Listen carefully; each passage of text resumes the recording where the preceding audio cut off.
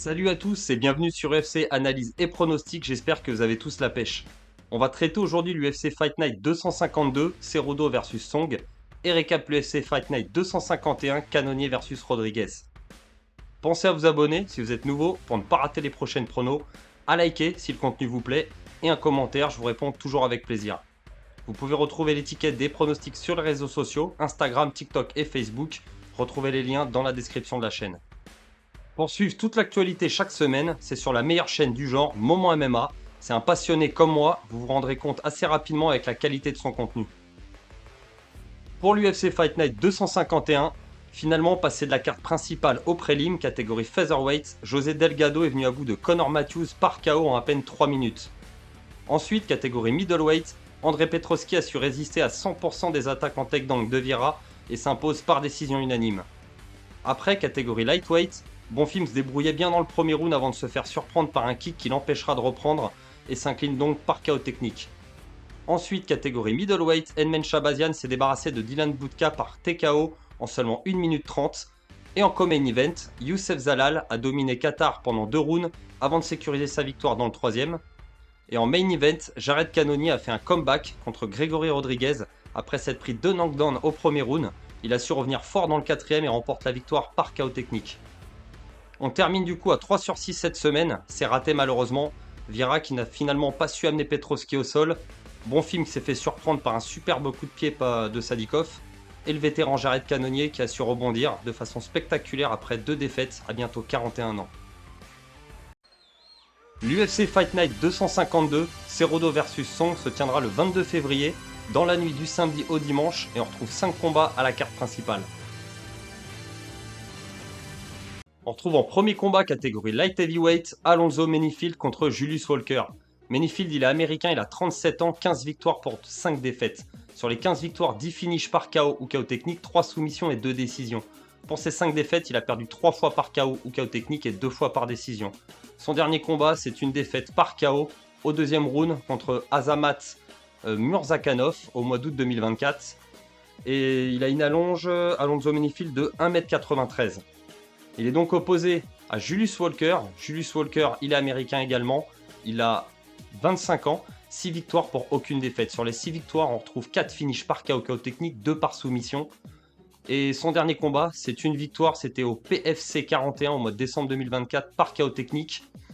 Son allonge, il a une allonge Walker de 2m06. Pour les cotes, on retrouve favori Alonzo Menifield avec une cote à 1,41 et une cote à 2,68 pour Walker. Alors Menifield, son striking c'est plutôt moyen, il y a peu de combinaisons de coups et toujours à bonne distance. Il envoie d'énormes overhand et quelques kicks dévastateurs, mais la plupart du temps ça reste des coups isolés. Il se repose beaucoup sur sa puissance de frappe. Walker, lui, c'est un striking plus propre, il a une bonne boxe anglaise et il propose un jeu plus complet et varié que son adversaire. Pour le sol, Alonzo, il a de puissants takedowns, de bons contrôles également, qui lui permettent d'avoir un grand end assez efficace et de faire des dégâts. Julius, lui, il utilise son grappling et sa lutte de manière intelligente. Il mixe quand c'est nécessaire, il peut finir le combat avec des soumissions en attaque et il est très bon aussi en défense. Menifield, il étant sur 2 défaites, il va sûrement être un peu plus prudent qu'à l'habitude. Il aura à cœur de performer, mais je pense que ce qui faisait sa force, c'était aussi cette puissance dès l'entame du combat qui lui a permis de battre des gars comme Paul Craig par KO en 2019. Mais son style, il a trouvé ses limites contre d'excellents strikers comme Carlos Hulberg. Et je pense que contre la confiance et la jeunesse de Walker, être plus attentiste, ce ne sera pas à son avantage. Julius va venir faire ce qu'il fait parfaitement, imposer son rythme en striking, mixer et finir le combat si l'occasion se présente. Alors il manque d'expérience comparé à Alonso, ce sera ses débuts à l'UFC, mais je trouve qu'il dégage une certaine sérénité dans son attitude. Et il est déjà mature dans les combats, ce qui me fait penser qu'il doit avoir un bon fight IQ, ce qui à l'inverse fait un peu défaut à Menifield. Alors la pression va être du côté du vétéran, une 3e défaite ça pourrait être synonyme d'un départ de l'UFC. Du coup je penche plus en faveur de la jeunesse et du talent que Walker a montré jusqu'à aujourd'hui, plutôt que sur la puissance et l'expérience de Menifield, qui a déjà trouvé ses limites dans la cage de l'UFC. Donc je vous conseille de choisir Julius Walker, mais restez raisonnable, car il devra faire face à la puissance monstrueuse du vétéran. On retrouve en deuxième combat, catégorie Lightweight, Jean Silva contre Melsik Baghdasaryan. Jean Silva, il est brésilien, il a 28 ans, 14 victoires pour 2 défaites. Sur les 14 victoires, 11 finishes par KO ou KO technique, 2 par soumission et 1 décision. Pour ces 2 défaites, il a perdu 2 fois par décision. Son dernier combat, c'est une victoire contre Drew Dober au mois de juillet 2024 par KO technique au 3e round. Le Brésilien a une allonge de 1,75 m. Il est donc opposé à Melsik Bagdasaryan. Bagdasaryan, lui, il est américain, il a 33 ans, 8 victoires pour 2 défaites. Sur les 8 victoires, 5 finishes par KO ou KO technique et 3 décisions. Pour ces 2 défaites, il a perdu 2 fois par soumission. Son dernier combat, c'est une victoire par décision unanime contre Tucker Lutz, c'était au mois de juillet 2023. L'allonge de Bagda, c'est 1,78 m. Pour les cotes, on retrouve favori le Brésilien avec une cote à 1,12 et une énorme cote à 5,40 pour l'Américain. Silva, c'est un excellent striker avec un jeu complet, il a très bon retrait du buste, des contres précis et il frappe fort. Il met pas mal de pression avec un style assez ouvert. Bagda, lui, il a une boxe plutôt propre, il est patient, il ne s'engage pas dans les échanges incontrôlés. Il a également de bons kicks, mais il peut avoir tendance à s'exposer sur les contres, sur les low kicks ou sur les calf kicks. Alors Jean, il a une excellente défense sur les takedowns, très difficile à emmener et à garder au sol. Il cherche constamment à se relever, n'accepte pas de rester sur le dos. Melsik, c'est un peu la même, il cherche en général à rester debout, et il se défend plutôt bien quand il subit de la pression contre la cage. Alors le combat va certainement se dérouler principalement debout, je pense que Silva va chercher à imposer son rythme style Fighting Nerds, prendre le centre de l'octogone, chercher le finish. Alors je pense pas que Melsik vienne tenter de lutter contre Silva, je pense qu'il va sûrement accepter de striker et tenter de mixer peut-être, mais je suis pas certain qu'il parvienne à déjouer le Brésilien de cette façon. Silva, il a montré contre Charles Jourdain et Drew Dober des adversaires solides avec de l'expérience qui pouvaient imposer son style à des combattants aguerris, et je vois pas Bagdasaryan réussir à le dominer sur les 3 rounds. Contre Joshua Culibao, Melsik, il a fait des erreurs qui lui ont coûté la victoire. Je pense que s'il reproduit les mêmes face au Brésilien, Silva il le punira immédiatement. Je vous conseille donc de choisir le Brésilien, Jean Silva. Je pense que ça reste le choix le moins risqué. On retrouve ensuite en 3ème combat catégorie Bantamweight, Rob Font contre Jean Matsumoto.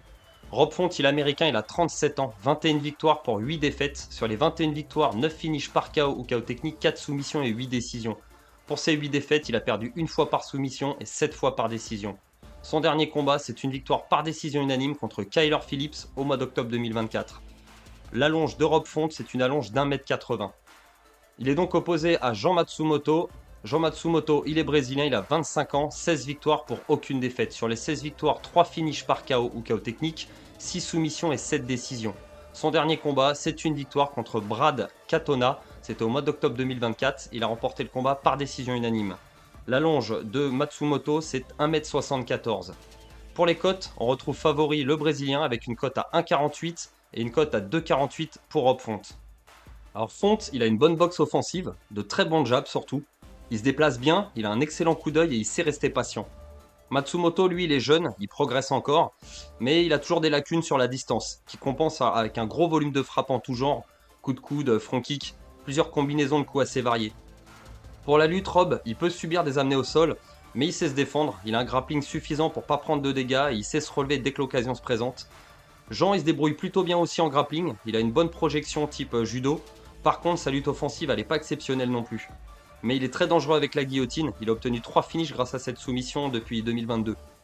Alors il préfère striker en général, mais face à Rob, il tentera sûrement de le coincer contre la cage, de l'empêcher d'installer son jeu. Font, il est vraiment solide en défense, mais il peut subir une partie du combat et perdre du temps de contrôle. Je pense qu'il va tenter de rester debout et de boxer avec Matsumoto. A l'inverse, le Brésilien va sûrement mixer pour gêner l'Américain et l'empêcher de se déplacer. Rob, il a une énorme expérience, il est à l'UFC depuis 2014, il a affronté les meilleurs, Cody Garbrandt, José Aldo, Marlon Vera, Cory Sandhagen ou encore même Davison Figueiredo, et il a maintenant 37 ans. Il a subi 4 défaites sur ses 6 derniers combats depuis 2021, mais face au top du top. Et il a montré dans son dernier combat contre Kyler Phillips qu'il était toujours dangereux et capable de battre de jeunes prospects. C'est le plus gros combat de la carrière de Matsumoto. Alors, il est confiant, toujours invaincu, il est super bien préparé physiquement. Il est devenu champion du SFT en 2021 après un combat disputé en 5 rounds et rempli de retournements de situation. Il a réussi son entrée à l'UFC avec 2 victoires depuis les Dana White Contenders. Donc c'est difficile de faire un choix entre l'expérience et la solidité de Rob et l'envie de performer d'un jeune Matsumoto toujours invaincu à la recherche de la reconnaissance. Les deux, ils ont les armes pour remporter la victoire. Mais je vais pencher pour le vétéran qui m'a impressionné avec sa performance contre Kyle Phillips. Donc je vous conseille de choisir Rob Font pour tenter la cote qui est assez intéressante. On retrouve ensuite en co-main event catégorie middleweight Brendan Allen contre Anthony Hernandez. Allen, il est américain, il a 29 ans, 24 victoires pour 6 défaites. Sur les 24 victoires, 5 finishes par KO ou KO technique, 14 soumissions et 5 décisions. Pour ses 6 défaites, il a perdu 2 fois par KO ou KO technique, 1 fois par soumission et 3 fois par décision. Son dernier combat, c'est une défaite contre Nassourdine Imavov au mois de septembre 2024 par décision unanime. L'allonge de Brandon Allen est de 1m91. Il est donc opposé à Anthony Hernandez. Hernandez, il est américain également, il a 31 ans, 13 victoires pour 2 défaites. Sur les 13 victoires, 3 finishes par KO ou KO technique, 8 soumissions et 2 décisions. Pour ces 2 défaites, il a perdu une fois par KO et une fois par soumission. Son dernier combat, c'est une victoire contre Michel Pereira au mois d'octobre 2024 par KO technique au 5e round. L'allonge d'Hernandez est la même que Allen, 1m91. Pour les cotes, on retrouve favori Hernandez avec une cote à 1,31 et une cote à 3,10 pour Brandon Allen. Alors le striking d'Allen, c'est pas son point fort, mais sa boxe elle progresse à chaque combat. Il manque un peu de puissance de frappe, mais il varie bien son jeu entre la boxe et les kicks.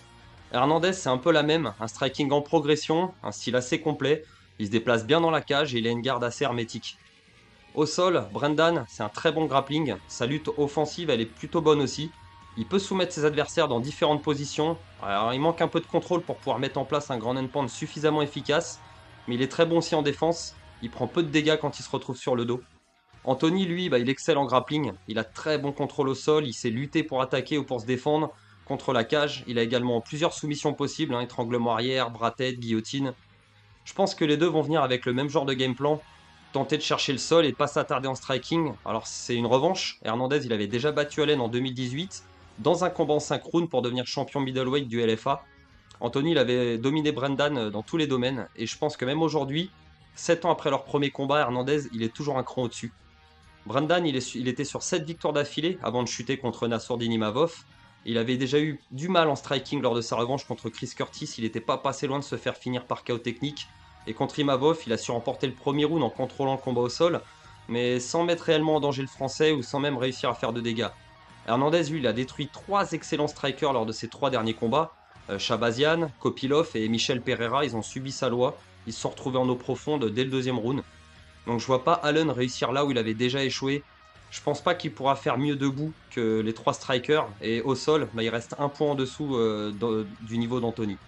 Alors c'est un nouveau combat et les revanches sont souvent différentes des premiers affrontements. Mais je pense que Hernandez va dominer Allen debout comme au sol parce qu'il est simplement meilleur que son adversaire.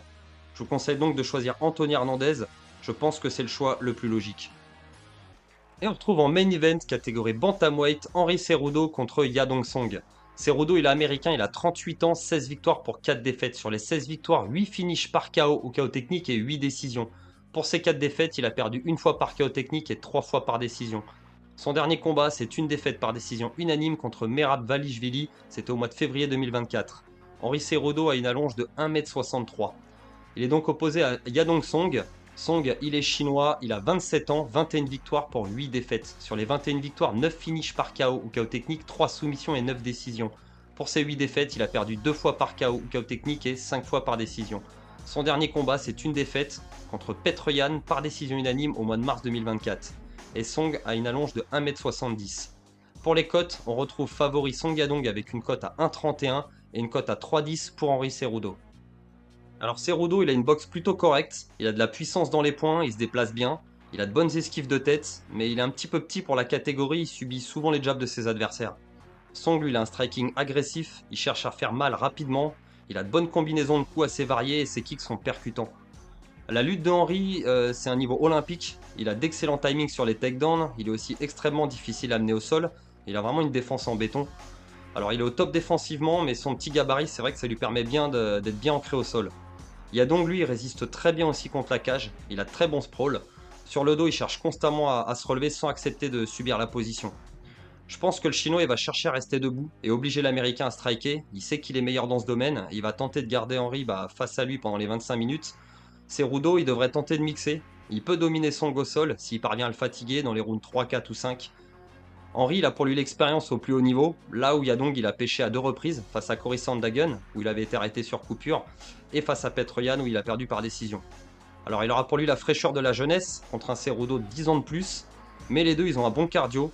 Je pense que Henry, il est toujours au top de sa forme, il a perdu 2 combats depuis son retour, mais contre le champion Sterling, et face à Merab Valishvili, où il a subi comme tous les autres.